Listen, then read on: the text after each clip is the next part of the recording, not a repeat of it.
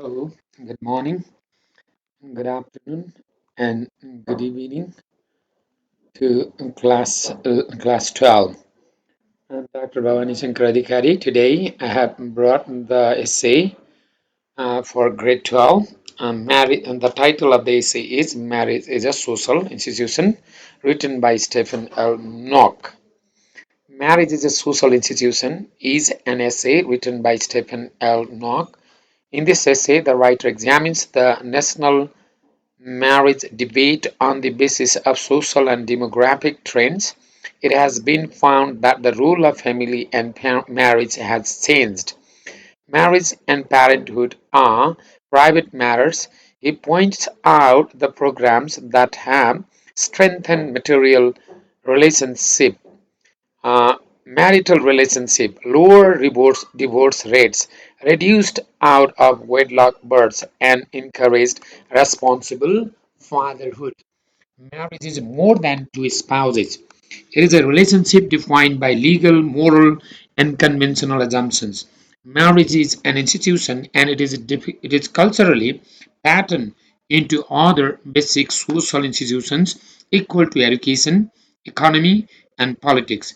Marriage rules originate outside the union of two spouses.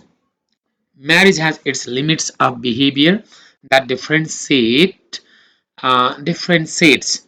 it from all other kinds of relationships. The social norms define the institution of marriage. Married couples have something that other couples lack. It has got the protective role of marriage in preventing suicide. It has got the protective role, yes, to prevent the suicidal cases. It gives basic human necessities like food, housing, clothing, and it is available more or less in all advanced societies. And the comfort, luxury, and prestige are all the desires that marriage offers in modern society. Such things can be fulfilled only by social institutions of marriage. Marriage assigns a strictly definite to the end, to the need for love, and closes the horizon. The two people may enjoy harmonious and happy life without the benefit of marriage, but growing numbers of Americans appear to believe that unmarried cohabitation offers something that marriage does not: freedom from the rules of marriage. That is what freedom is there from the rules of marriage. Unmarried partners have tremendous freedom to decide how they will arrange their relationships. Each partner must decide how to deal with the other's parents. Couples must decide whether vacations will be taken together or separately, and money may be held in separate accounts by those who are not married. This is activities that is carried out. These activities are carried out by the persons, by the couples who are not married. Married couples may also face decisions about their relationship like this, right? A married spouse can say, I'm your husband, you are my wife, but the unmarried couples may be living happily together, but they cannot say so. Marriage is a form of capital, but human capital is less tangible, means visible, and the social capital is less tangible yet. As a social capital, it consists of a large network of individuals linked and its trustworthiness. Husbands and wives become connected through their marriages. Marriage differentiates from those in more casual relationships. Individuals benefit from the accumulation of social capital as from other types of capital. Social capital cannot be separated from institutions and communities. In short, the institution of marriage is an individual asset and it is no less important than other assets. The soft boundaries of marriage, one must consider the various rules that define it. The six dimensions that define normative marriage in America are voluntary by nature, heterosexual, that husbands will be the principal owners and both parents will be sexually married, partners will become parents, right?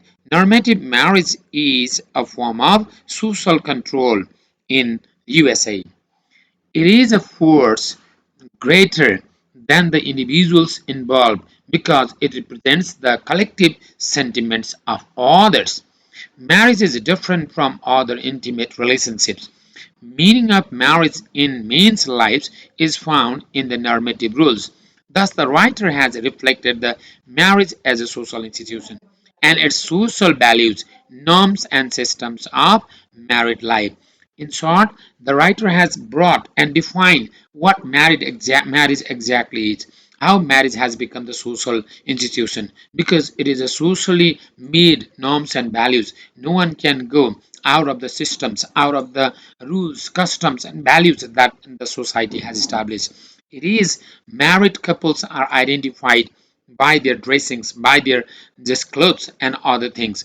In married people can behave in a different manner than the unmarried one, but unmarried couples do have liberties, they do have freedoms, but their freedoms cannot be as controlled as under the supervision, under the surveillance of the social institutions, and they are always doubted, they are always looked from another negative concept of the people's views. They are not as free, as open as the married couples. So marriage in fact is a social system, social institution, social organization. It is just like education, institution of organization, just like the institution of hospital, just like the political institution, just like the economic institutions. But this system, it is a human capital. It is an asset, but this is not possible to see.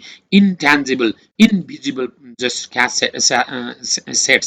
And these institutions of marriage can have different just rules to play in the society. This marriage as a social institution has brought all the social norms, values, and systems and put the couples and spouses in the order, in the system, in the meaning of married couples, and then they have certain rules, responsibilities they have to complete, they have to do perform for the society. Such systems are always guided and just controlled by the marriage system. This is how the writer has captured and controlled all the systems, how marriage has become the social institutions in the society, and how it works for the proper rules and regulation of the society.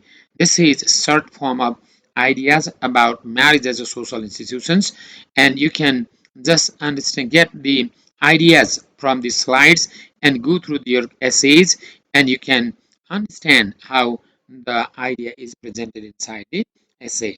I hope it becomes meaningful for the readers and even to the listeners. Listen it and enjoy it and understand. I think you can be benefited through this slides and